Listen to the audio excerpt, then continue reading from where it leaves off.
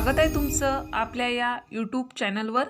तुम्ही जर या चॅनलवर नवीन असाल तर सबस्क्राइब करायला विसरू नका। आज आपण पाहणार आहोत वर्ग 12वी विषय मराठी या विषयाचा प्रथम सत्र पेपर किंवा प्रथम सत्र परीक्षा 2021-2022। गुण 50, वेळ 2:30 म्हणजे 2.5 तास। कृतीपत्रिका, सूचना, आकलन कृती व व्याकरण यामधील आकृत्या किंवा चौकटी पेनाने अथवा पेन्सिलीने काढाव्यात। दुसरी सूचना, स्वच्छता, नीटनेटकेपणा व लेखन नियमानुसार लेखन याकडे जाणीवपूर्वक लक्ष द्यावे। चला तर पेपरला सुरुवात करूया। विभाग 1 गद्य 10 गुणांसाठी असतो। त्यामध्ये कृती 1 अ खालील उतार्याच्या आधारे चौकटी पूर्ण करा। त्यामध्ये पहिला आहे घरोघर व दरडोई वाहन उपलब्ध असलेला देश।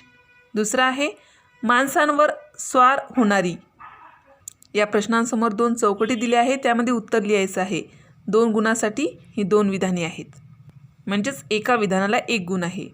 दुसरा आहे कृती करा। कृती करण्यासाठी प्रश्न दिला आहे रस्ते कसे असतात। रस्ते कसे असतात त्यासाठी 4 चौकटी दिल्या आहेत छोट्या छोट्या, त्यामध्ये आपल्याला उत्तर लिहायचं आहे। गुण आहेत 2। उतारा, अमेरिकेसारख्या विकसित देशात माणसे वेगाने जीवन जगतात। घरोघर आणि दरडोई वाहन उपलब्ध असते। रस्ते रुंद, सरळ, निर्विघ्न आणि एकमार्गी असतात। घरे, कार्यालये, बाजारपेठा यात निदान 100 मैलाचे किमान अंतर असते।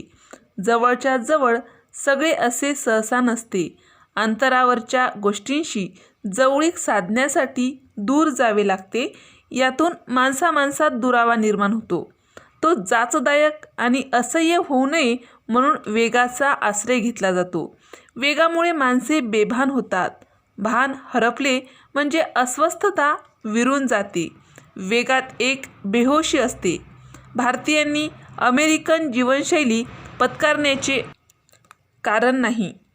आपल्याकडे अंतरे कमी आहेत, माणसे खूप आहेत, कामे फारशी नाहीत, जीवनाची टोके सहज साधता येतात। थोडी त्वरा करावी लागते, पण भरधाव वेगाने अंतर काटावे अशी स्थिती नसते। मुंबईसारखे विस्तीर्ण नगर गाड्यांनी सांधलेले असते। गाड्या रुळावरून चालतात, त्यात भरकटणे फारसे नसते। गाडीत चढले म्हणजे माणसांचे धावणे थांबते। खरी अडचण असते ती रस्त्यावरून येणाऱ्या जाणाऱ्या 2 आणि 4 चाकी वाहनांची। त्यांचा वेग मर्यादित ठेवला तर ती साधने म्हणून उपयोगी पडतात। वेळ आणि श्रम वाचवण्यासाठी त्यांचा उपयोग होतो, पण अनेकदा असे घडते की वाचलेला वेळ घालवावा कसा हे कळेनासे होते आणि मग तो घालवण्यासाठी पुन्हा माणसे वाहनांच्या आहारी जातात। आरंभी माणसे वाहनांवर स्वार होतात, मग वाहने माणसांवर स्वार होतात। अशा प्रकारचा हा उतारा आहे। तिसरा प्रश्न, पुढील वाक्प्रचारांचा अर्थ सांगून वाक्यात उपयोग करा। 2 गुण आहेत। पहिला वाक्प्रचार आहे आश्रय घेणे आणि दुसरा आहे भान हरपणे। वाक्प्रचार लिहिताना पहिले त्याचा अर्थ लिहायचा आहे आणि वाक्यात उपयोग करायचा आहे। 1 वाक्प्रचार लिहिण्यासाठी 1 गुण, 2 वाक्प्रचारासाठी 2 गुण दिले आहेत। चौथा प्रश्न, स्वमत अभिव्यक्ती 4 गुण आहेत। पहिला प्रश्न, अधिक वेग आत्मघातकी ठरतो याविषयी तुमचे मत सविस्तर लिहा। किंवा वाहन चालवत असताना कोणती काळजी घ्यावी ते तुमच्या शब्दात लिहा। यामध्ये 2 प्रश्न दिले आहेत, त्यापैकी एका प्रश्नाचे उत्तर आपल्याला परीक्षेमध्ये लिहायचे आहे। 4 गुण दिले आहेत। विभाग 2 पद्य 10 गुणांसाठी आहे। कृती 2 अ खालील कवितेच्या आधारे सूचनेनुसार कृती करा। पहिल्या कृतीसाठी 2 गुण आहेत। कृती आहे शेतीसंबंधी कवितेत आलेली विविध कामे। शेतीसंबंधी कवितेत आलेली 4 कामे लिहायची आहेत। या ठिकाणी 4 चौकटी दिल्या आहेत, त्यासाठी 2 गुण आहेत। दुसरा आहे कवितेतील यमक जोडणारे शब्द शोधा। कवितेत यमक जोडणारे शब्द लिहायचे आहे, त्यासाठी 2 गुण आहेत. आणि कविता आहे रोज मातीत. रोज मातीत या कवितेचे वाचन करूया. सरी वाफ्यात कांद लावते बाई लावते, नाही कांद ग जीव लावते बाई लावते. काळ्या आईला हिरव गोंदते बाई गोंदते, रोज मातीत मी ग नांदते बाई नांदते. फुलं सोन्याची झेंडू तोडते बाई तोडते, नाही फुलं ग देह तोडते बाई तोडते. घरात दाराला तोरण बांधते बाई बांधते, रोज मातीत मी ग नांदते बाई नांदते. ऊस लावणे बेन दाबते बाई दाबते, नाही बेन ग मन दाबते बाई दाबते. कांड्या कांड्यानी संसार सांधते बाई सांधते, रोज मातीत मी ग नांदते बाई नांदते. उन्हा तानात रोज मरते बाई मरते, हिरवी होऊन माग उरते बाई उरते. खोल विहिरीचं पाणी शेंदते बाई शेंदते, रोज मातीत मी ग नांदते बाई नांदते. अशा प्रकारची कविता आहे. या कवितेवर आधारित हे प्रश्न आहेत. तर कवितेवर आधारित अभिव्यक्तीमध्ये दिलेला प्रश्न आहे, रोज मातीत राबणाऱ्या शेतकरी स्त्रियांच्या कष्टमय जीवनशैलीचे वर्णन कवितेच्या आधारे लिहा. त्यासाठी गुण आहेत 4. 4 गुण असल्यामुळे या प्रश्नाचे उत्तर सविस्तर लिहिणे अपेक्षित आहे. त्याखाली अ आहे, कृती करा. कोणतीही 1, गुण आहेत 2. काव्यसौंदर्य. अंगणात थांबलेल्या तुझ्या प्रेयस चांदण्याला दार उघडून आत घेण्याचेही भान नाही ग तुला. बागेतली ती अल्लड जाई ही पेंगुळते तुझी वाट पाहून पाहून, पण तू मात्र झालीस अस्तित्वहीन प्राण हरवलेली पुतळी. या ओळीमधील भावसौंदर्य स्पष्ट करा किंवा रसग्रहण. रंगोणी रंगात साऱ्या रंग माझा वेगळा, गुंतुनी गुंत्यात साऱ्या पाय माझा मोकळा.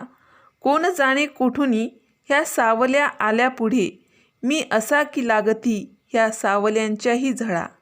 अशा प्रकारे एक काव्यसौंदर्य आणि एक रसग्रहण यावर आधारित 2 प्रश्न दिले आहेत. त्यापैकी 1 प्रश्न लिहायचा आहे. गुण आहेत 2. विभाग 3, साहित्य प्रकार कथा. कृती 3, खालील उतार्याच्या आधारे सूचनेनुसार कृती करा. गुण आहेत 10. 1, एका वाक्यात उत्तरे लिहा. 2 गुणासाठी आहेत. 2 प्रश्न विचारले आहेत. पहिला प्रश्न कथानकाचे प्रयोजन लिहा. दुसरा प्रश्न नाट्यमयता निर्माण होणारा घटक लिहा. उतारा. प्रारंभी एखादी शिकवण देण्यासाठी, बोध देण्यासाठी कथालेखन केले गेले. नंतर मनोरंजन करण्यासाठी किंवा एखादा विचार, भावना, चित्ताकर्षण घटना वाचकांपर्यंत पोचवण्यासाठी कथा लिहिल्या जाऊ लागल्या. कथेत घटना असतात, कथानक असते, तिच्यात पात्रे असतात, स्थळ, काळ, वेळ यांचाही उल्लेख कथेत असतो. कथेच्या विषयानुसार तिच्यात विशिष्ट वातावरणही असते आणि समर्पक अशी निवेदन शैली असते. कथेतील पात्रांच्या परस्पर संबंधातून निर्माण झालेले ताणतणाव, संघर्ष, गुंतागुंतही कथेत असते आणि या सर्वांचा एक उत्कर्ष बिंदूही म्हणजेच क्लायमॅक्स असतो. कथेत अर्थात या सर्व घटकांनी युक्त अशा कथेला समर्पक शेवटही असतो. तसेच एक सुयोग्य आणि उत्तम शीर्षकही असते. थोडक्यात सांगायचे तर कथा म्हणजे एका विशिष्ट स्थलकाली पात्राच्या परस्पर संबंधातून घडलेल्या घटनांचे एखाद्या विशिष्ट हेतूने केलेले उत्कंठावर्धक चित्रण म्हणजे कथा. अर्थात प्रत्येक कथेत हे सर्वच घटक असतीलच आणि त्यांचे प्रमाणही सारखे असेल असे म्हणता येणार नाही. एखाद्या कथेत पात्रांना प्राधान्य असते तर एखाद्या कथेत प्रसंगांना. कधी लेखकाचा दृष्टिकोन अधिक महत्त्वाचा असू शकतो तर एखादी कथा वातावरण निर्मितीचा हेतू लक्षात घेऊन लिहिली जाऊ शकते. तीच गोष्ट विचारांची आणि भावनांचीही असू शकते. थोडक्यात कथा म्हणजे केवळ प्रसंगाचे वर्णन नव्हे, केवळ व्यक्तीचे चित्रण नव्हे, निव्वळ दृष्टिकोन किंवा एकाच विचाराचा परिपोष नव्हे, तर कथा म्हणजे पात्र, प्रसंग, संघर्ष, गुंतागुंत, वातावरण, विचार, भावना, निवेदनशैली अशा सर्वांचे एक सुसंघटित प्रगटीकरण होय. अशा प्रकारे साहित्य प्रकार, कथा यावर आधारित हा उतारा आहे. त्या उतार्यावर आधारित प्रश्न. दुसरा प्रश्न, कथाकाराच्या पात्र या शब्दरूप प्रतिमेची 2 वैशिष्ट्ये लिहा. गुण आहेत 2. तिसरा प्रश्न, कथा म्हणजे काय याचे 4 मुद्दे लिहायचे आहेत. 4 मुद्दे लिहिण्यासाठी 2 गुण आहेत. तिसरा प्रश्न, कथा आजही लोकप्रिय आहे या विधानाबाबतचे तुमचे मत सोदाहरण स्पष्ट करा. गुण आहेत 4. किंवा तुम्हाला आवडलेल्या कथेचे वर्णन करा. तुम्ही एखादी कथा ऐकली असेल, वाचली असेल, त्या कथेचे वर्णन करायचे आहे. 2 पैकी 1 प्रश्न लिहायचा आहे. त्याला गुण आहेत 4. विभाग 4, उपयोजित मराठी. गुण 10. चौथी कृती, खालील कृती सोडवा. पहिला प्रश्न, मुलाखत म्हणजे काय स्पष्ट करा. 2 गुण. दुसरा प्रश्न, मुलाखत घेण्यामागील हेतू स्पष्ट करा. 2 गुण. खालीलपैकी कोणतीही एक कृती सोडवा. 6 गुण. पहिली कृती आहे, मुलाखत म्हणजे ... दिली आहे. मुलाखतीचा पाया, ज्यांची मुलाखत घ्यायची त्यांच्याबद्दलची माहिती, मुलाखतीचे उद्दिष्टे, मुलाखतीचे माध्यम. किंवा दुसरं, मुलाखतीचा हेतू, मुलाखतीची सुरुवात, मुलाखतीचा मध्य, मुलाखतीचा समारोप. म्हणजे मुलाखती संबंधित हे 2 प्रश्न आहे. त्यापैकी एका प्रश्नाचे उत्तर लिहायचे आहे. गुण आहेत 6. विभाग 5, व्याकरण व लेखन. कृती 4 खालीलपैकी कोणत्याही एका विषयावर सुमारे 200 ते 250 शब्दात निबंध लिहा. निबंधासाठी विषय दिले आहेत. 1. श्रावणातला पाऊस. 2. मोबाईलचे मनोगत. 3. डोंगर माथ्यावरील गाव. 4. आमचे कोरोना योद्धा. 5. कोरोना आणि आजचे सामाजिक जीवन. अशा प्रकारे 5 विषय दिले आहेत निबंध लिहिण्यासाठी. त्यापैकी एका विषयावर आपल्याला सविस्तर निबंध लिहायचा आहे. गुण आहेत 10. अशा प्रकारे आपण वर्ग 12वी विषय मराठी या विषयाचा प्रथम सत्र पेपर किंवा सराव पेपर 50 गुणाचा या ठिकाणी पाहिला आहे. अशाच प्रकारचे सराव पेपर, प्रथम सत्र पेपर, घटक चाचणी, स्वाध्याय, निबंध, पत्र याविषयीचे व्हिडिओ पाहण्यासाठी या चॅनलला सबस्क्राईब करा. आमचे हे व्हिडिओ लवकरात लवकर तुमच्यापर्यंत पोहोचण्यासाठी बाजूला दिलेल्या बेल आयकॉन बटनवर क्लिक करा. तुम्हाला जर हा व्हिडिओ आवडला असेल तर लाईक करा, मित्रमैत्रिणीमध्ये शेअर करा. काही समस्या असतील, काही अडचणी असतील तर कमेंट करा. हा व्हिडिओ शेवटपर्यंत पाहिल्याबद्दल